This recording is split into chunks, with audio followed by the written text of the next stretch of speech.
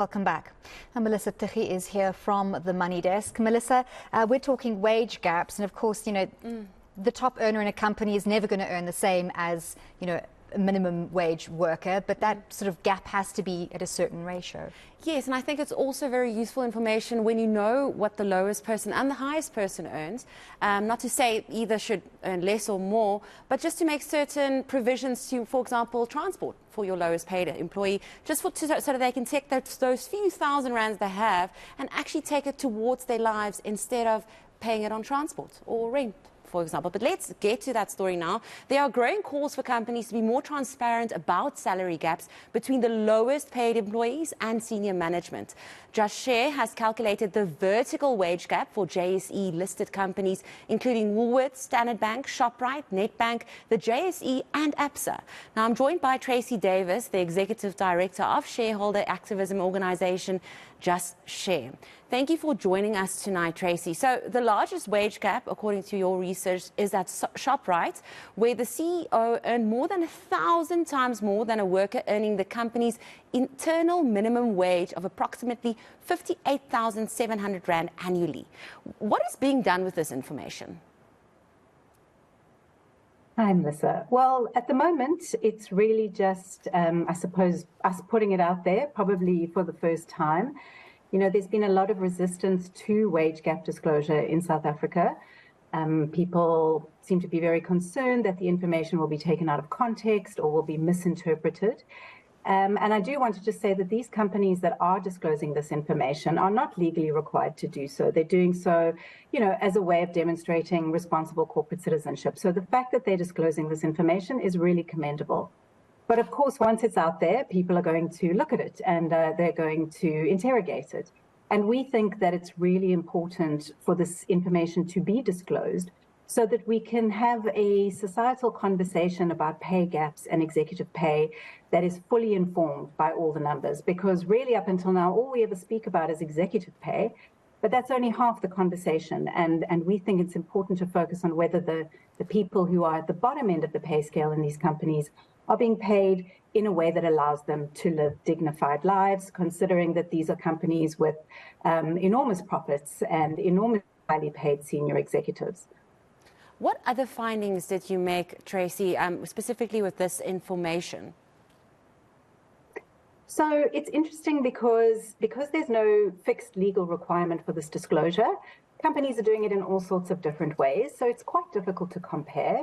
It's also interesting that we're not quite sure who the lowest paid salaries apply to, according to the disclosure. So for Shoprite and Woolworths, for example, I suppose it's pretty obvious that the internal minimum wage will be that applicable to the cashiers and the people working in the retail outlets. And I just want to say that that number that you cited and that we cite in our report, the 58,000 Rand odd annual internal minimum wage, is premised on someone working 45 hours a week for 52 weeks of the year, which is obviously the most extreme. It's quite unlikely that anybody's going to be working those sorts of hours. So that's quite a generous interpretation of what one of those workers would earn.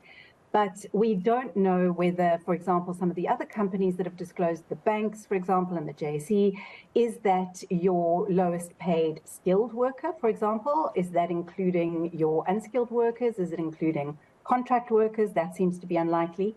So even though we're getting pretty big gaps here, for a lot of these companies, it's unlikely that that lowest disclosed wage is actually the lowest wage being paid to people working at or for that company.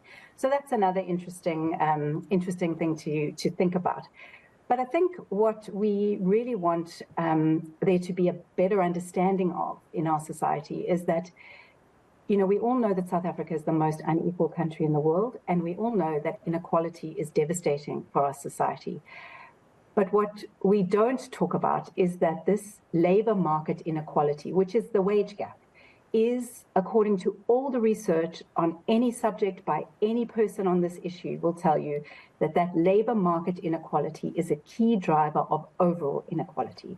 And overall inequality slows down our economic growth, prohibits people from accessing opportunities, creates societal issues like crime and prevents social cohesion. So we have to start talking, we have to start having a conversation, not just about unemployment, but also about wage gaps and how they drive the broader inequality in our society, and whether it is really in line with our constitutional values to have this magnitude of gap in a society like South Africa's. Tracey, if you were a CEO and all this data is put in front of you, what would you want others to be doing with this information? It might be a bit of a moral question, but what do you think CEOs should be doing, not those who disclose and those who don't disclose, but what should they be doing with this information? Well, you know, there is a lot of comparison is made by these companies between their internal minimum wage and the national minimum wage, which is, of course, you know, set by the National Minimum Wage Commission. It's a policy decision by government. But that national minimum wage is a wage floor. Okay, there's a difference between a minimum wage and a living wage. And a living wage is what you need to be able to afford the basic necessities of life and to be able to live with some measure of dignity. And it is widely acknowledged by anyone who knows anything on this topic that the minimum wage is not a living wage. And so the first thing I would do or would recommend is that, you know, if you are running a company and you have the kind of powers that that person has, you would do a lot of research about what a living wage is, what your lowest paid workers are actually spending their salaries on, what they have left over, how they are struggling. Are they just desperately clinging on, or are they able to be productive members of the economy in their own right? And then, you know, make sure that everyone you employ or everyone who works for your company as a contractor or an employee is being paid, at the very least, a living wage. You know, because those people are also crucial components of the economy. These companies could not do the work that they do. They could not sell their products or make their products without those workers. So it's not good enough to say, as many people do, you should just be grateful that you have a job. Don't complain about the fact that it's a very low-paying job. You know, these people are crucial members of our society. They are crucial components of our economy.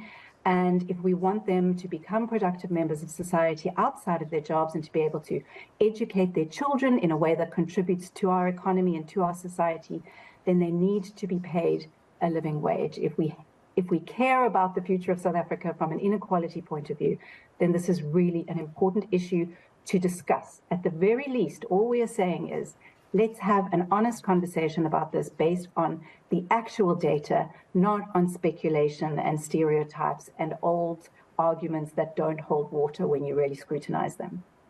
Thank you so much for your time, Tracey. That was Tracey Davies, Executive Director of shareholder activism organization Just Share.